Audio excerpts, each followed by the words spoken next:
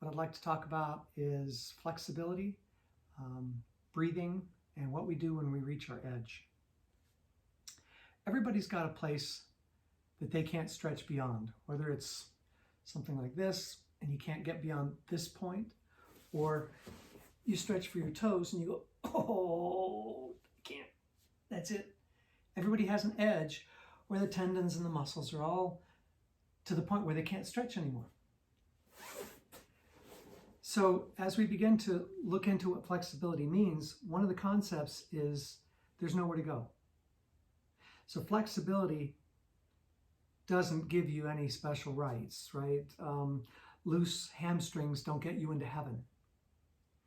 But meeting your edge, where that edge is where you can't move any further, and being really present, that creates huge transformation. So there's nowhere to go. It's just sitting in the discomfort. So as I move out into a wider stretch, there's a point where the inside of my knees and my groin go, that's enough. Don't want to do it. I want to push away and go, nope, I'm done. That's it. I'm finished. And there's another egoic part of me that wants to go, stretch further, reach. Oh.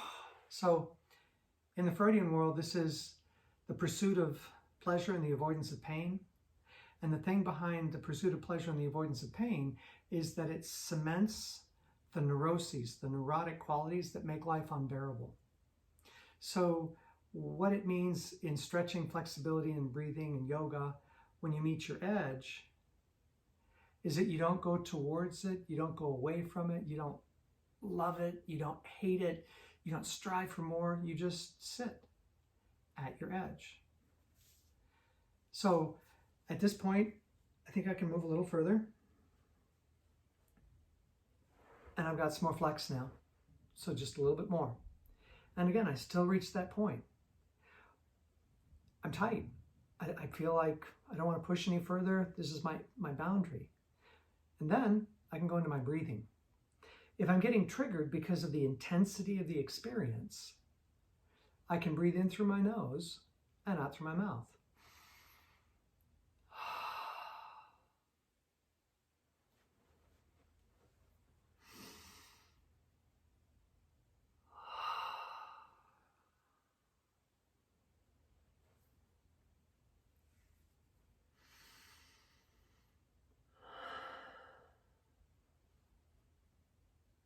And as I breathe, I'm practicing, in the yoga tradition, I'm practicing Ujjayi breathing. And Ujjayi breathing is victorious breath. When we get triggered, our mind gets active.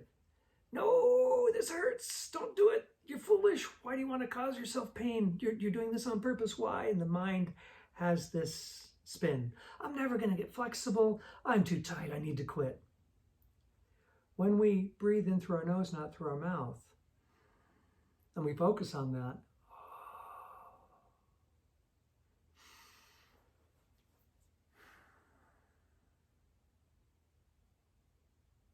the chatter of the mind begins to fall away. And you're left with the intensity of the moment and a choice. I can contract into it, or I can soften into it.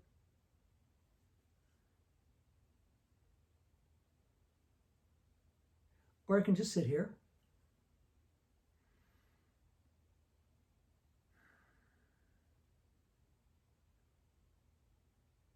and just be alive in the moment with the intensity. The more I do this, the more I reach my edge and the more I let go into it, the more I can begin to feel that there's a suppleness in my body. So why is this important? This holds true when we're practicing flexibility, but it also holds true when we take the concepts that I've just shared here and you apply them to your clients, because we make our clients uncomfortable all the time. That's what we do as coaches, right? We put them into experiments and thought processes and awarenesses that make them uncomfortable. And sometimes they run away and sometimes they run into it and get lost in the experience. But if we can get them into the experience of being uncomfortable and then breathe, get embodied. When we do that with our clients, when we put them in uncomfortable places, when we get them to be embodied and to come back to this experience of being human, breathing,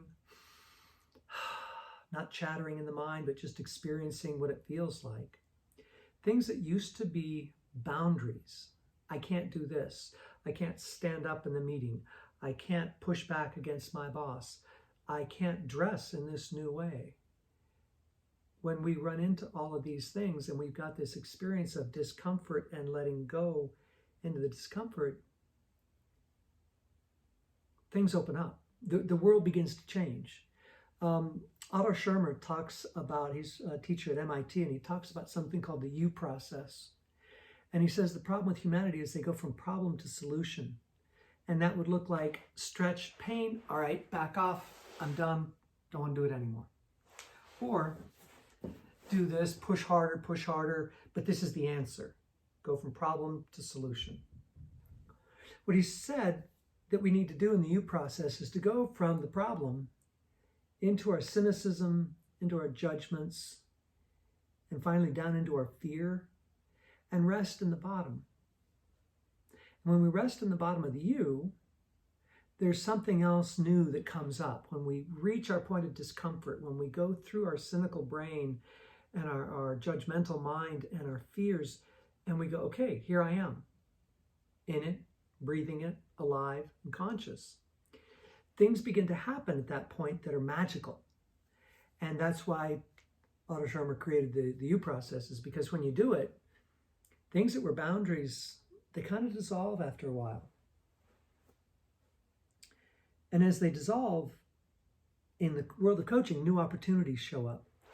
So at one point was really uncomfortable can actually become